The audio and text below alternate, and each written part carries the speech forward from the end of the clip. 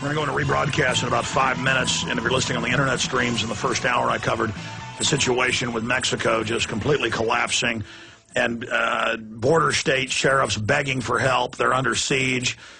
Plots to blow up dams in Texas by the Los Zetas CIA-controlled groups. This is the destabilization, the controlled chaos takedown of America. I wanted to jam in a few final calls, though, with Alan Watt. Always great to have Alan on with us. Monica, thank you for saying that you appreciate our work, but anything else on your mind?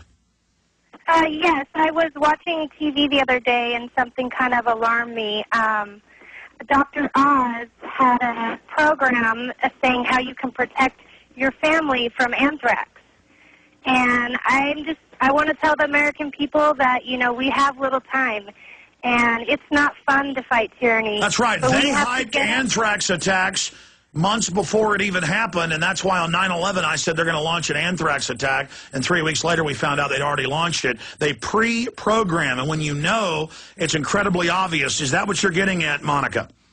Yes, and they're also pushing for adults to get this new DPT shot.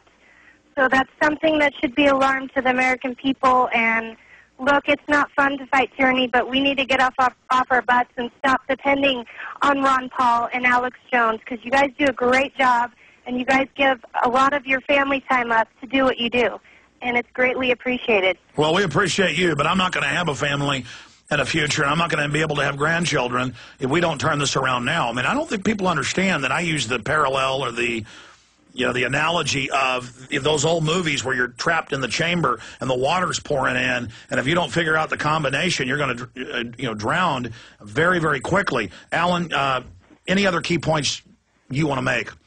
Yeah, this G8, the G20 are going on now in Toronto. At the top of the list, of course, is the Gulf mess, and out of it will come the debate to do with the carbon taxes, energy conservation. We've already got smart meters put across Canada like crazy, just throwing them in there. These things they communicate directly to the electric masters, whoever they happen to be, by two methods, broadband and FM. And the purpose, according to them in Britain, is that they can then cut you off any time they wish to when you've exceeded your allocated quota.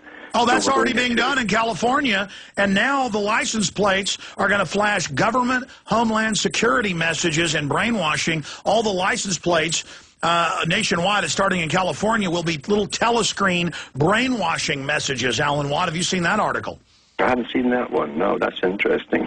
California license plates may go digital, and it says image ad blaring license plates, and it goes on Amber Alerts and government messages. So now you're a slave advertising government propaganda. But going back to what you said, notice how Copenhagen and every other meeting they have, they've got to have a carbon tax for the G20, and now they'll have this new meeting and claim they just have this idea for the exact same global carbon tax treaty, which will fund the private central banks.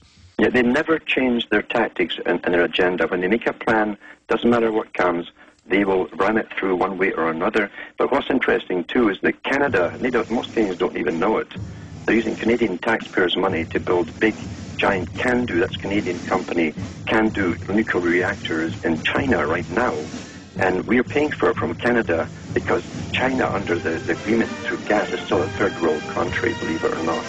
We can't even get them to repair our old ones here. That's right. You can't have new coal plants there because of carbon taxes, but I saw that in your news, but you're paying for nuke reactors in China to run factories. Well said, Alan Watt. Alan, we'll talk to you again soon.